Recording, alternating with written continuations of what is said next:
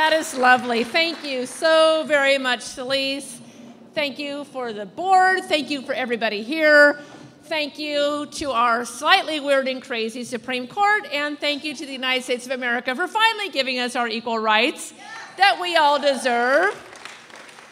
Wow, what a ride it's been. Until tonight, it never even occurred to me that one of the reasons the boys were so excited this year for the victories, as Kate Clinton so gently and kindly pointed out, was perhaps they were more excited about marijuana laws changing than marriage rights. But I don't want to think that way because we love our 4 children. And they were all teenagers when we entered this case, and now they're all adults as we finished it. But what a journey it was and has been. You're an amazing group of people. The work you do is so incredibly hard. It's so incredibly important.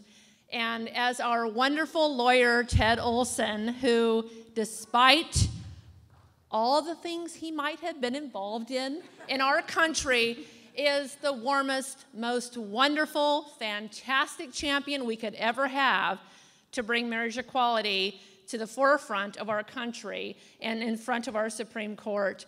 Despite all of that, it has just been the most fantastic, fantastic ride ever. I do want to say that we feel so grateful for all those who have come before us. We feel grateful for the work all of you do. We feel grateful for tiny little champions like little itty bitty Edie Windsor. Little itty bitty Edie Windsor. That shows you what one woman can do in this country. If that little tiny 80-something-year-old woman can fight the United States of America and bring us federal equality, that shows the power of the individual in this country. Wow, right?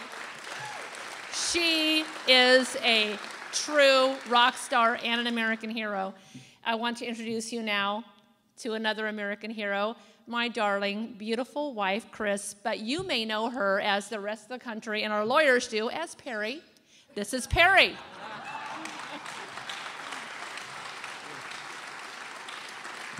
Well, I'll thank you later, Sandy. I really want to thank Celise and Cynthia and all of you for the tremendous amount of support and good guidance that you give employees every day and employers. And I want to talk to you a little bit about that part of our lives because as we pursue this challenge, we were also employed. And in my case, I actually was an appointee of the governor of this state. And in fact, when we filed the case, Perry versus Schwarzenegger, I was an appointee of Governor Schwarzenegger. And I only tell you that because don't be surprised if there is someone in one of your companies right now, someone working in one of your offices who is considering or has already filed a federal lawsuit or some other kind of constitutional challenge for protection that may not have to do with their employment, but it may have a lot to do with their personal life. And you know all too well that if someone doesn't feel good at home, doesn't have a home, is not a productive employee. I wanted to connect these two things for you because the way we met Cynthia and Celise was by being invited into their home and being treated like valued neighbors, community members. The way I met Tammy and Tracy. Hi, Tracy. I know your name. Was by being invited to their home. And actually, work is like your home away from home. So for me to challenge my employer in such a public way was like taking a chance on not having my home away from home be safe and protected anymore. And I, like many of you, work a lot. I love working. I love my career. And I was very concerned that by taking this chance outside of the workplace, it would ultimately affect my performance, or it may even cause some people to treat me differently. So I am here to tell you that you can do these things. You can challenge outside of your professional life, but it does connect later. And the good things that happened to me because I was an employee of the state of California that has protected me for a very long time, and prior to that, I was the employee of a county that protected me based on my sexual orientation.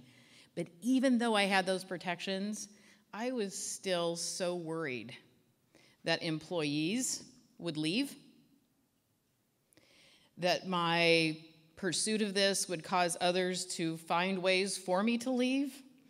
And they're not always terribly explicit or overt.